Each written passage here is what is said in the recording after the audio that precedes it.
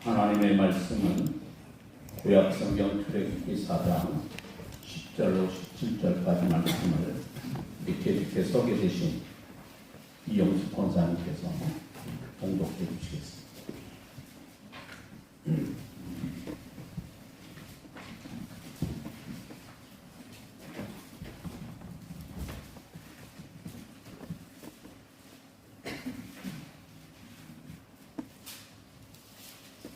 이제 가라. 내가 내 입과 함께 있어서 할 말을 가르치리라.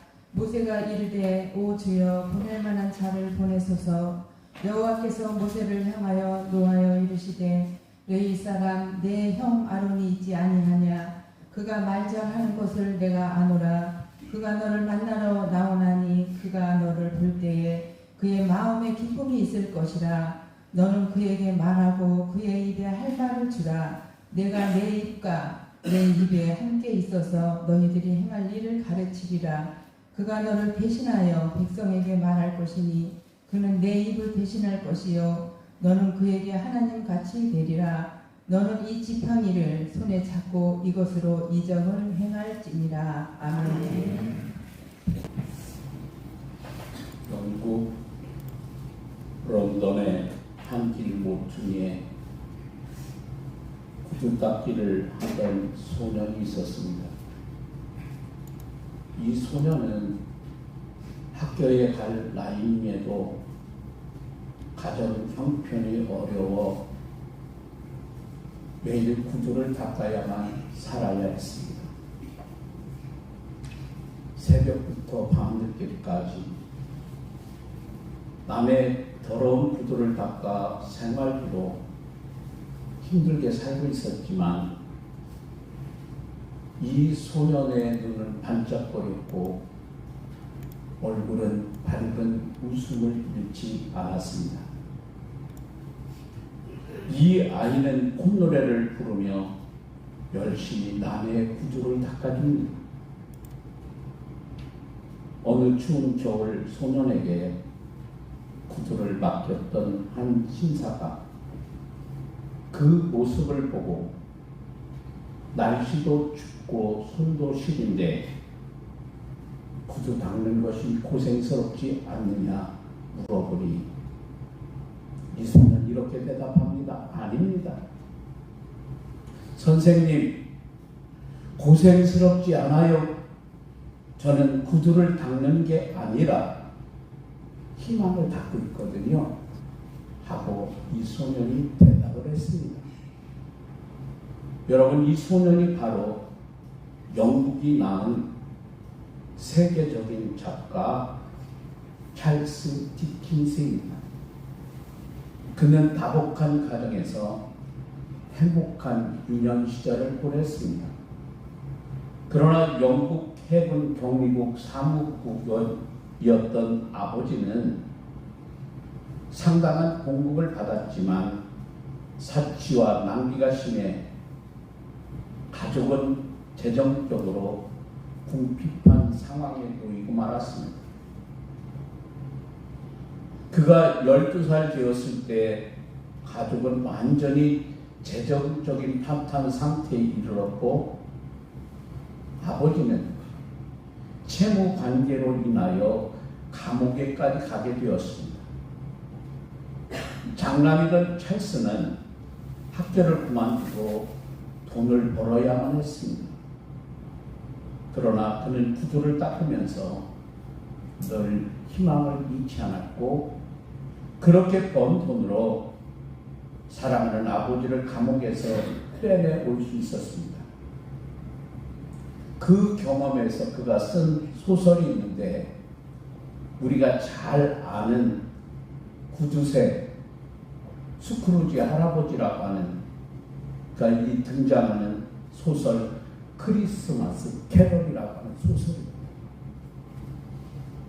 찰스 디킨스는 가정이 경제적으로 파탄이 나 어쩔 수 없이 길거리에서 구두를 닦아야 했지만 그는 그 밥벌이를 위해서 어쩔 수 없이 구두를 닦는다는 생각을 하지 않았습니다.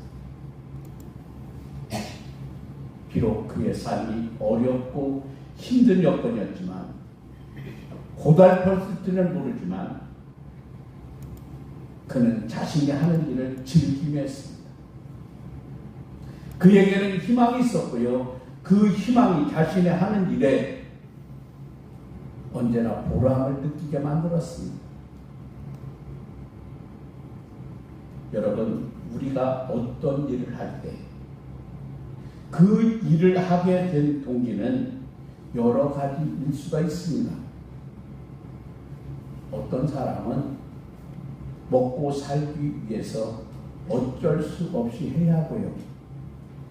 어떤 사람은 자신이 너무나 또 하고 싶은 일이기에 내가 힘들기는 하지만 참고 일하는 경우도 있고요. 어쩌면 우리 같은 사람들은 먹고 살기 위해 일하는 경우도 많습니다. 그런데 우리가 어떤 동기로 일을 하든 그것보다 더 중요한 것이 우리에게 있습니다. 그것은 지금 자신이 하는 일을 등 떠밀려서 어쩔 수 없이 한다고 생각하면 일하는 것이 아니라 기쁨과 감격으로 해야 합니다. 때론 내가 하고 싶지 않은 일이지만 하나님께서 자신을 그곳으로 부르셨다고 하는 분명한 소명과 확신과 함께 믿음으로 하면 됩니다. 오늘 모세는 하나님의 부르심에 너무나도 모세가 완강하게 거부했습니다. 결국에는 하나님이 하라면 해야 되는 일이에요. 모세가 미디안 광야에서 양태를 치고 있을 때입니다. 하나님께서 모세에게 나타나시더니 애굽으로 가서 애굽 땅에서 노예 생활하고 있는 내 백성 이스라엘 자손을 인도하여 내라. 하나님이 모세에게 명령하셨지요. 모세는 하나님의 명령 앞에 따를 수 없다.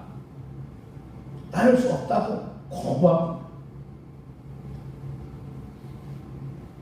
모세가 하나님의 말씀에 순종할 수 없다고 말한 분명한 이유가 있습니다. 호렙산 근처에서 하나님께서 모세에게 나타나실 때를 여러분 생각해 보십시오. 하나님께서 처음 모세를 부르실 때 하신 말씀이 이리로 가까이 오지 말라. 내가 선 곳은 거룩한 땅이니 내 발에서 신을 벗으라. 그 말씀 아니에요? 여러분, 왜 하나님께서 모세에게 신을 벗으라 말씀하신 것일까요? 신을 벗으라고 하는 의미는 너는 이제부터 나의 종이다, 그 말이에요. 옛날의 종들은 신을 신지 않았습니다. 하나님께서 모세에게 신을 벗으라 말씀하신 이유는 하나님의 부르심을 듣는 순간 모세는 하나님의 종이 되었습니다.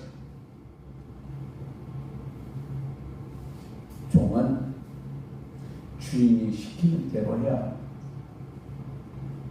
다시 말하면 주인이신 하나님께서 바로에게 가라, 애굽에 가서 내 백성을 거기에서 인도하여 내라 말씀하실 때 종인 모세는 조건이 없습니다. 무조건 그 말씀을 따라야 합니다. 그 어떤 이유로 붙여서는 안 됩니다.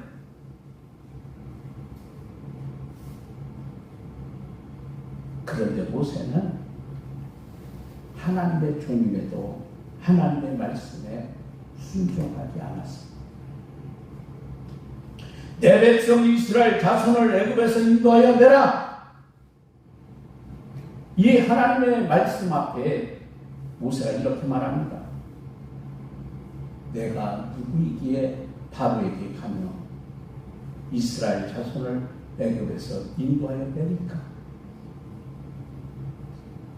한마디로 말하면요, 나는 이스라엘 자손을 위하여 인도하여 낼 능력 없는 사람입니다. 그런 뜻이에요. 나같이 무능한 사람이 어찌 이스라엘을 인도하여 내는 지도자가 될 수 있습니까? 라는 뜻이기도 합니다. 여러분, 그렇다면 정말 모세는 무능한 사람일까요?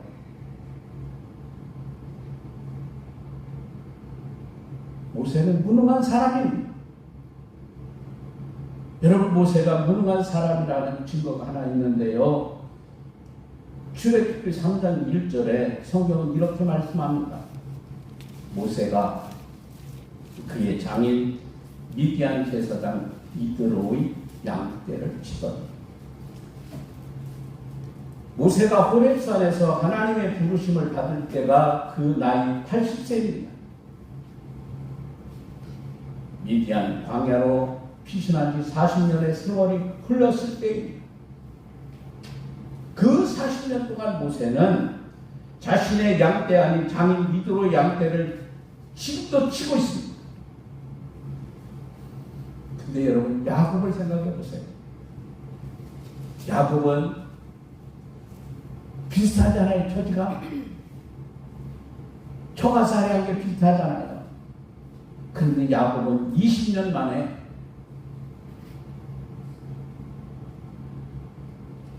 거부가 돼서 고향으로 돌아가잖아요. 그러니까 모세는 야곱보다 2배의 시간을 처가살이했습니다.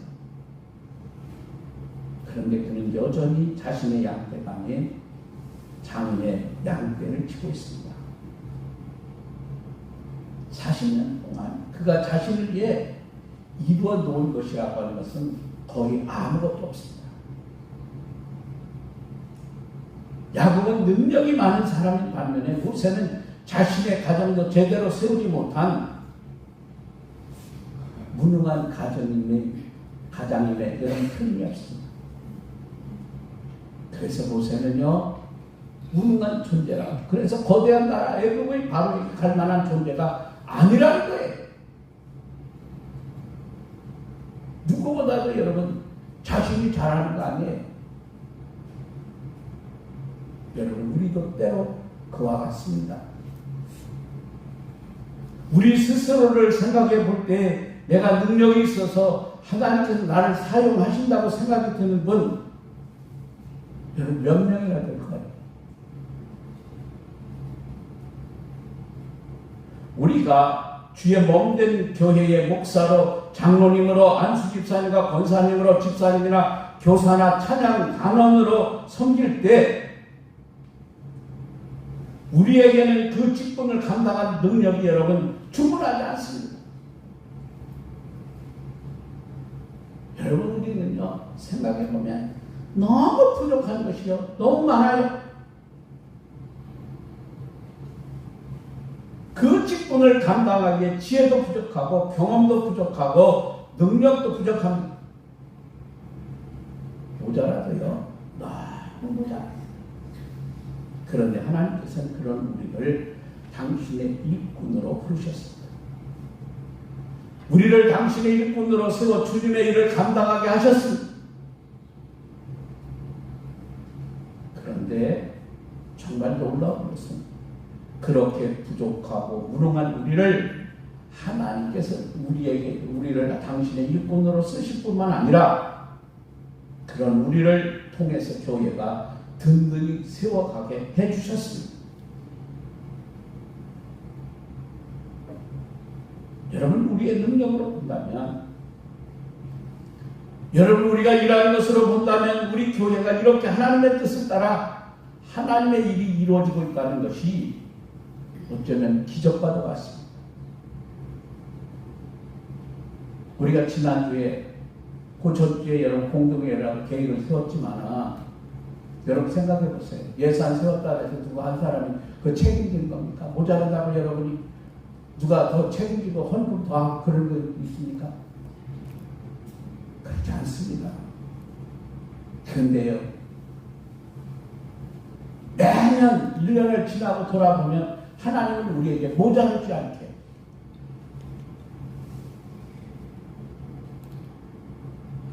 하나님은 누구를 통해든지 그렇게 역사하시는 거예요.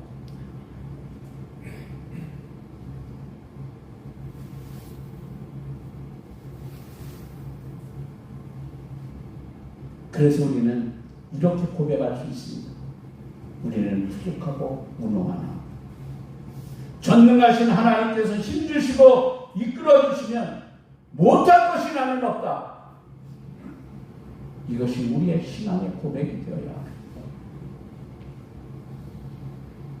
여러분, 하나님께서 함께 하시면 우리의 부족하고 무능한 것이 다 감춰집니다. 그리고요, 하나님의 뜻이 뭐예요? 어쩌면 매일매일 일주일을 살아가는 것이 하나님의 은혜이고 하나님의 사랑이에요. 새벽마다 기도하면서 하나님 오늘도 하나님 이 한 주간도 오늘 같은 주일에는 이 새롭게 시작하는 한 주간이 하나님 은혜로 살기를 원합니다. 하나님 오늘도 우리에게 함께 주셔야 됩니다. 여러분, 내 능력으로 내 힘으로 사는 것 같죠? 그렇지 않습니다. 하나님의 은혜로 사는 거예요.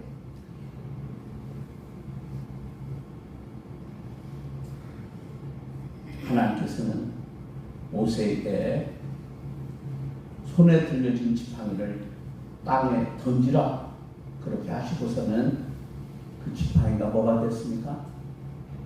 뱀이 되게 하셨어요. 왜 하필 지팡이를 던져 뱀이 되게 하셨을까요? 성경에서 뱀은 대적을 상징합니다. 하나님의 대적을 의미하는 거예요. 에덴 동산에서 아담과 하와를 유혹하여 죄에 빠지게 한 것도 뱀이었고, 악인들을 상징하거나 하나님을 대적하는 사탄을 상징하는 것도 이 뱀입니다. 그리고 그것은 오늘 이스라엘 백성들을 노예로 삼고 있는 애굽을 상징하기도 합니다. 그러니까 지팡이를 던져 뱀이 되게 하시는 게 하나님이 어디를 잡으라고요? 여러분, 뱀은 어디를 잡아야 돼요? 뱀은 어디를 잡는 거예요? 꼬리 잡는 거예요? 머리 잡는 거예요? 머리 잡아야 돼요. 그래야 뱀은 안 물리는 거예요.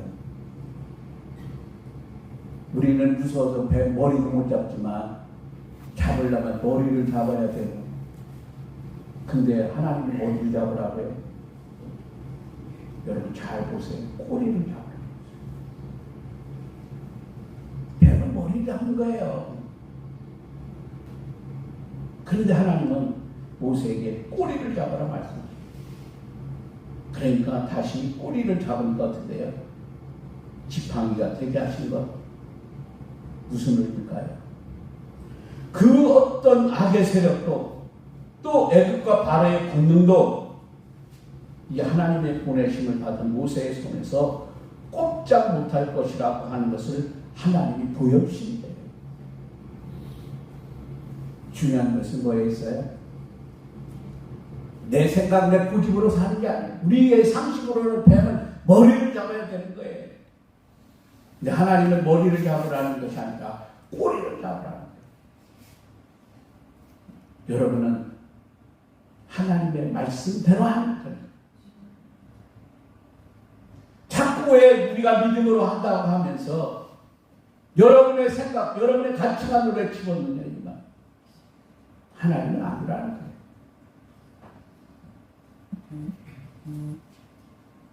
모세를 이스라엘 백성에게 보내신 하나님은 사탄의 세력을 이기게 하신 하나님이십니다. 애굽과 바로의 권력도 이기신 하나님, 그 능력을 보여주면서 이스라엘 백성들이 모세를 믿게 되는 거죠. 그래도 하나님의 능력을 신뢰하지 못하는 모세에게 이번에는 하나님 뭐라고요? 모세의 손을 이 품에 넣어 나병이 걸리게 하십니다. 그리고 다시금 손을 빼니까 나병이 낫습니다. 여러분, 당시의 나병은요, 불치병으로 알려져 있습니다. 성경의 나병은요, 저주받은 병이에요.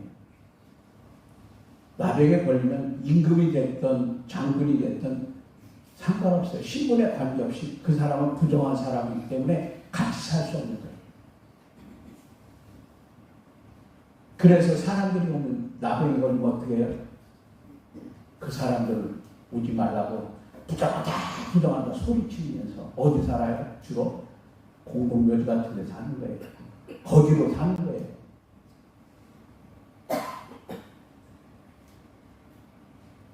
그래서 세상에 그 어떤 의술로도 고칠 수 없는 병이 나병이에요. 그런데 하나님께서는 순식간에 그 근치의 병까지도 낫게 하시는 능력이 하나님이시라는 것을 모세를 통해서 보여주시죠. 이 정도가 되면요, 이스라엘 백성들이 믿지 못할 이유가 하나도 없습니다.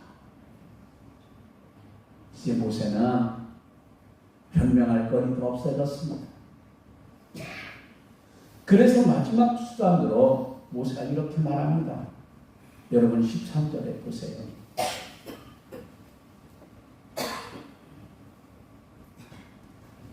오 주여, 보낼 만한 자를 보내소서. 여러분, 이 말이 무슨 뜻일까요? 하나님께서 뭐라 말씀하셔도 저는 자격 없습니다. 저는 안 됩니다. 보낼 만한 사람을 보내십시오. 여러분 보세요. 모세가 핑계거리를 댈 때마다 하나님께서는 그게 핑계거리가 되지 않는다고 분명하게 말씀하셨습니다. 직접 하나님이 능력을 보여주시기도 하십니다.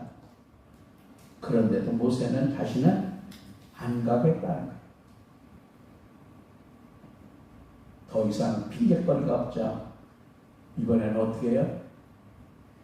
다른 사람 보내라는 거예요. 그런데 여러분, 오늘 이 모세의 모습이 오늘 나의 모습은 아닌지, 하나님의 귀한 직분을 받은 우리의 모습은 아닌지,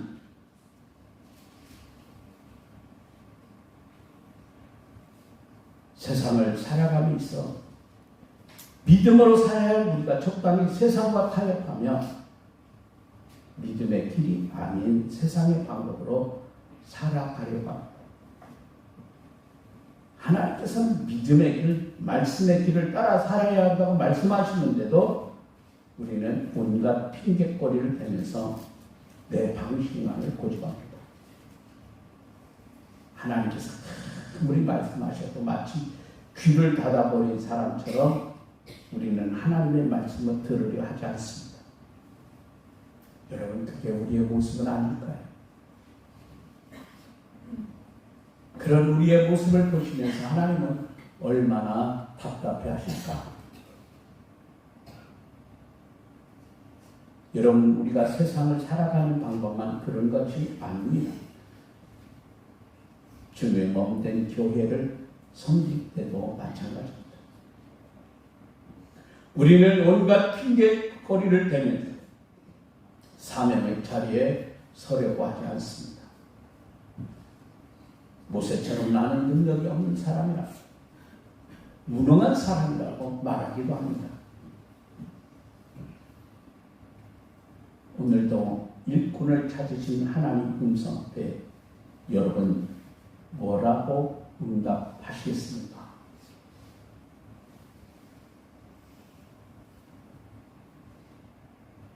하나님께서 내가 누구를 보내며 누가 우리를 위하여 갈고 하나님 말씀하실 때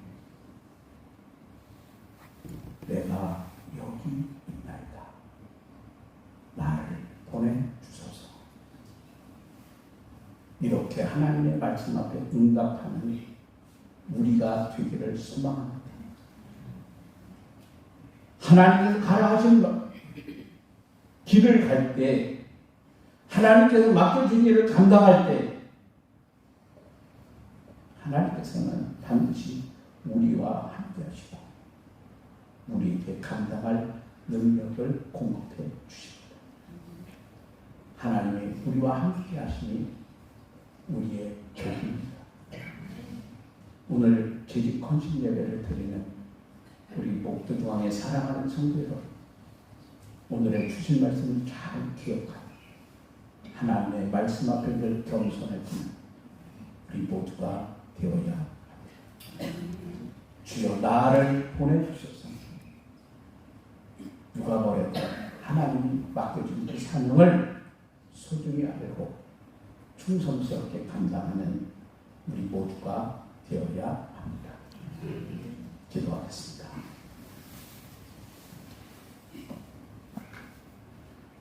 이제 가라.